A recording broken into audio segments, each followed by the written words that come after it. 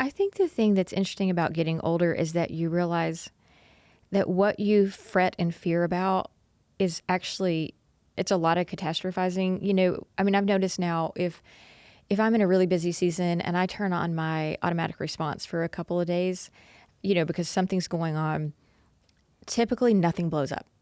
There are occasions where things blow up, especially in the church. There's things that you have to be interrupted for, an unexpected death, a tragedy, some of those things. So I get that. I'm sensitive to that. But for the most part, if you take off a week, if you're a good leader, the church is going to go on just fine.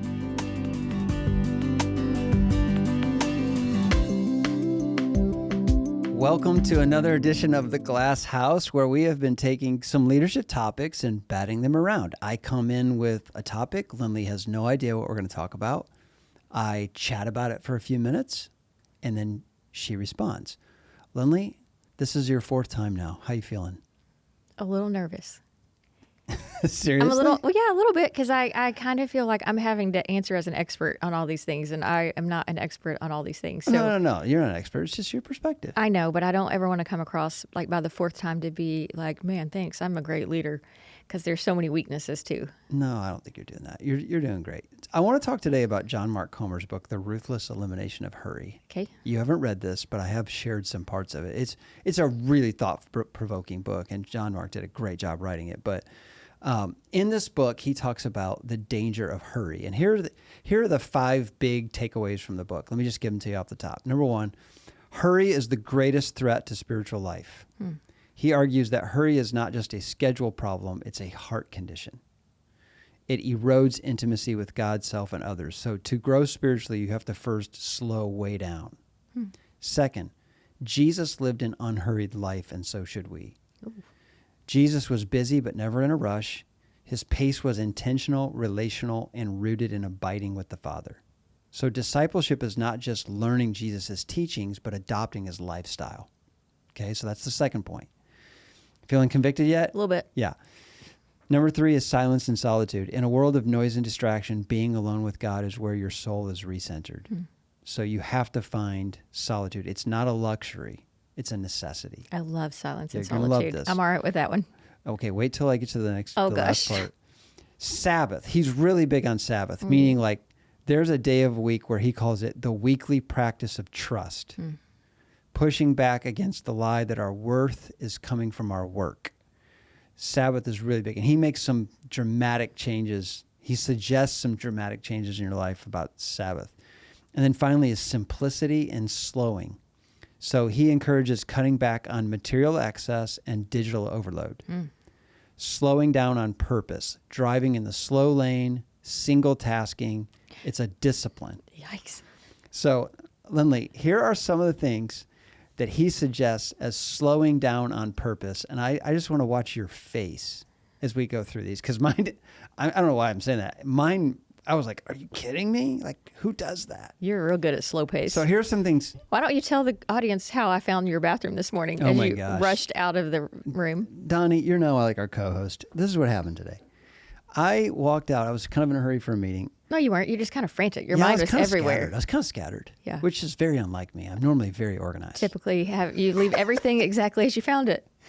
I left everything scattered on my counter, and I have this little light that lights up like what do you call those, magnifying mirrors? Well, yeah, you put your contacts in with it. put my It's contacts a lighted mirror. I left it on. Lindley sent me a I just picture. walked in and I was like, the light was on, the drawers were open, the contacts solution was sitting ADHD out. was kicking this morning. The glasses were here, the towels on the thing, the hair gel was off. I was like, what? But I thought it looked kind of cool, looked creative. I thought Ben was raptured. He just left it like. That's a whole other topic. I actually like my office messy. I think it better expresses who I am. I don't touch your office. All right, here are the examples of slowing down on purpose. Number 1, he encourages you to do this. Choose the longest checkout line at the store. Absolutely not. It's an opportunity to practice patience and presence. Number 2. Hang on. But if I do that, I'm just going to sit there and play on my phone and do Hold on, we're getting to that. catch a few emails while I'm in the long line. Number 2, come to a full stop at stop signs. Oh, I do that because that's the rule. I rarely do that. You never, yeah. Number 3, show up 10 minutes early to a meeting and don't use your phone. Oh. Use that time for prayer, stillness, or observation. Number 4, walk instead of drive whenever possible. You're pretty good at that. Oh, I love that. You like walking to the local grocery store. Yes, I do. Number 5, eat slower. Put your fork down between every bite. Oh, I eat super slow. I don't remember the last time I put a fork down between bites. Oh, I don't think you have done that. I inhale my food. Turn your smartphone to grayscale, he says, reducing the dopamine hit from visual stimulation. It slows down your digital consumption. What does that mean? I don't exactly know what that means. Grayscale. Donnie, help me out. You can turn it like black and white. There's an accessibility thing. So all the colorfulness that would stimulate our brain is taken away. So all you see is just the facts. Audience, there it is, proof. Donnie is a real person. You've now heard from him. He's a real guy. Yep. All right. Schedule time with no agenda. So leave open slots in your calendar that you don't know what you're going to do in that time. Take the stairs instead of the elevator. Mm-hmm. So I could go on and do more. Yeah. How do these make you feel? Hurried. Like they're revealing how hurried you are? Oh, I know. I mean, I'm feeling better about my weaknesses. I mean, you know, when we began this, I was like, gosh, I feel like I have to be an expert. I'm terrible at all this. I am too. I'm a worker. I mean, so I pride myself on the amount of stuff I can multitask and get done at the same time. And in fact, we've had this conversation lately, like mid-40s, I feel like I'm slowing down just a smidge and not able to remember the same amounts. And it's really frustrating me because I'm like, man, I used to be able to have 10 things going at the same time. I want to talk about this because in ministry, it's all about being present with people. That really is what ministry is all about. It should be. It should be. Yes. I mean, Christ was present with his disciples. He modeled that for us. And I just feel like in our Western culture, everything is so fast that sometimes it feels weird to linger with somebody. I don't think that feels as weird to me. I think it feels weird to stand in a grocery store line and just observe. I would never do that. I mean, I would pick the shortest, and while I wait, I'm going to knock out an email or two or check social media or do something. But just imagine that you're observing someone who's doing that. Let's say an older lady she has a smile on her face and she's waiting for her turn. Wouldn't you kind of admire that? Sure. Like, you know, I'm not saying I'm proud of it. I'm just be that saying person. my habit would be to stand there and do something productive. The problem we have is we have a culture that elevates speed, and we have a Bible that elevates solitude and quiet. So how do we reconcile these two in a world that wants to go faster and faster when spiritual growth often means slower and slower? Let me give you a couple examples real quick while you're thinking. I've noticed lately, like if I'm in a store and I get behind somebody who's walking slow, I get irritated, like mad at the person. They're not doing anything wrong, but I'm like, how can you walk this slow and I can't get around them? Like that's when it should activate inside of me that like whatever I have going on is more important than people. Oh my gosh, like when you try to merge in last minute on that lane on Matt Hatcher. Oh, you're going to bring that up. There's this one lane that if you just cheat and go all the way up to the front, there's always an opening. It's always backed up. The one lane goes straight. The right lane you would think goes straight, but it's only a right. It's a right turn only. And people go to the very end and merge in, and it makes me mad. I'm one of those people though that rides the bumper of the car in front because I'm like, no. If you're not going to follow the rules, but I get it. You're every not time, merging babe. in front of me. I get it every time. And somebody's mad at you every time because you're better. We're both bad here because I won't let anybody in. Paying attention. They were on their phone and they snooze, you lose. I took your spot. This is what I'm talking about. That's the That's a great ruthless example. elimination of hurry. That's a great example. And rather than spend 3 more minutes in line in cars, I'm trying to always figure out how I can get ahead. It's okay. I'm no better because sometimes I'll let people in. This is a real, I think John Mark, the reason this book sold like hotcakes is because he's striking a chord on something we all feel. Mm-hmm. And that is, why are we all in a hurry? Have you ever been talking to somebody and you get the sense that you need to go, but then you realize you don't really have to go? There's nothing to go to. I did this last week. So, we're in a busy season right now with Ava's wedding shower, Miles's graduation, or Ava's graduation too, and then Miles' graduation and grad party and all these things. And there was a day last week I was so grumpy. And in reality, everything was prepared, but I just felt like I needed to be grumpy because of the season, I needed to be so busy and be doing something. And really, I had an hour where I didn't really need to be doing anything, but then I felt bad that I wasn't doing something. And so, I mean, my mind was playing tricks on me of, I really could have sat at that moment for an hour and read or done something housework wise or whatever, but I felt like I should be stressed. Like I should be doing something for this party and I'm not doing it, or these parties. And I think that's a testament to our culture in that, extreme productivity is celebrated. And so the more productive I am, the more celebrated I am. Like, wow, you're in this really busy season of life and look what you're getting done. And it's like kind of an opportunity for me to pat myself on the back versus saying, no, I mean, everything's fine. And these boys for this graduation party, it's 9 boys, senior boys, they do not care what the decor looks like, so I can rest a little bit, but I could not rest. Like I could not allow myself to rest. I have noticed some real growth in this area for you. Well, I was trying to admit where I'm not growing. I want to encourage you. This has been your pattern for years. You're a very productive person. Mm-hmm. I've actually noticed some huge strides. Number 1, you got a bird buddy. Oh, I love my bird buddy. If you're struggling with being too busy, you need to buy a bird buddy. Tell them what a bird buddy is. It's a Ring doorbell camera for a birdhouse. And so the bird comes right up to to the Ring doorbell thing, and you can watch it eat like super close up, magnified, and it names the birds. And so, the other morning Ben was like, "Hey, there's a bird on there," and I said, "Yes, that's our goldfinch, or that's our northern mockingbird." Actually, I said northern mockingjay, and Ava about fell out of her chair because she was like, "This is not the Hunger Games. This is not a mockingjay." So But anyway, I do love being that. in nature. Yes, I will slow down. It's something that really slows you down. And I've noticed a concerted effort to be in nature more. I think you try almost every day to take a long walk. I read slow something the other down. day that said, if you're feeling stressed, take a walk. If you're still feeling stressed, take another walk. And I do believe that to be true, just to kind of slow down. I do not take AirPods on my walks. I don't listen to anything. I'm admitting here on a podcast that I don't walk and listen to podcasts because it's one more thing for me to be thinking that I should be doing.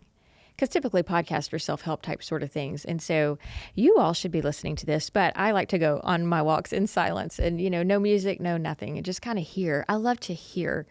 You can hear the sound of wind in the trees. You can hear the sound of birds. You hear, we walked around the neighborhood the other night and you could hear, Ava mentioned how much she loved hearing crickets at night. And so those are sounds that we almost don't even hear anymore because we're so busy, or we have AirPods in constantly. I mean, we were touring a college with Miles this year, and I thought it is so sad to me that every college student walking on this campus has AirPods in. Mm-hmm. None of them are communicating with each other. They're all just listening to their own thing, walking down the sidewalk. That was my favorite part of college, like walking side by side and meeting up with buddies and just communicating with them. I have a couple more. I've noticed you reading novels at night instead of playing on your phone. Oh, I've always done that. You've been much more intentional, I feel like, in the last few months of like putting down the phone. Yeah. And reading something that is just imaginative or fiction. Yeah. I also noticed that sometimes I'll watch you at home and you'll kind of hit your wall and then you'll just like veg and really take some time to just recover.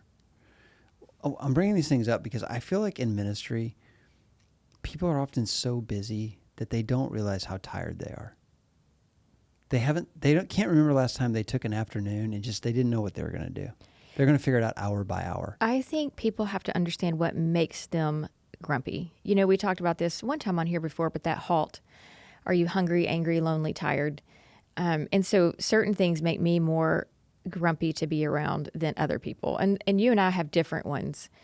And so I think we have to take notice of that. And when we begin to be so busy that we're either, overly hungry, we're not eating, we're angry about something, we're lonely, we're tired, whatever it is, that's when we become unpleasant to be around. And so I think we have to be aware and ask the people around us, like, which one of these makes me the most, difficult to be around. Like for me, loneliness is, I I don't struggle with loneliness as much because I enjoy silence and solitude, but I think that that bothers you a little bit more in some ways. Like you like to be up here at the office, having coffee with people, being around people.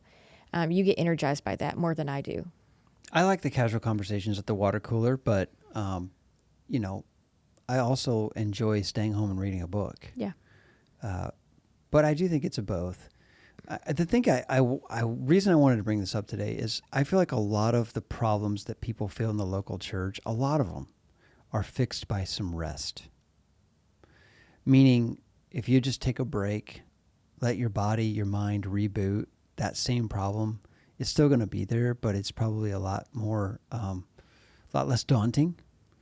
But you can only run on adrenaline for so long before you just start to feel completely overwhelmed. Go ahead. I think the thing that's interesting about getting older is that you realize that what you fret and fear about is actually, it's a lot of catastrophizing. You know, I mean, I've noticed now if I'm in a really busy season and I turn on my automatic response for a couple of days, you know, because something's going on, typically nothing blows up.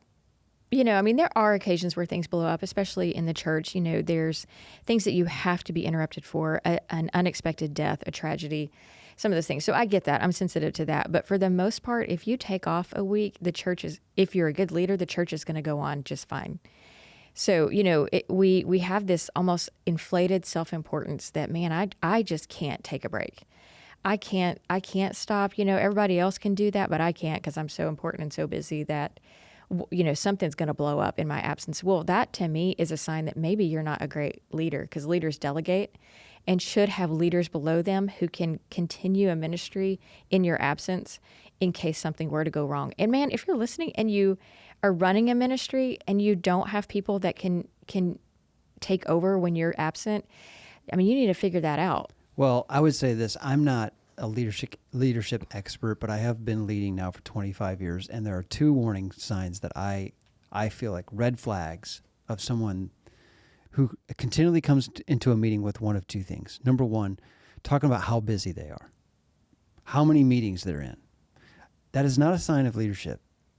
Just because you're in a ton of meetings doesn't mean that you're being productive or active. And like you just said, at some point, that can be seasonal. There are times when tons of meetings, but it cannot be sustained. So what are you going to do about that?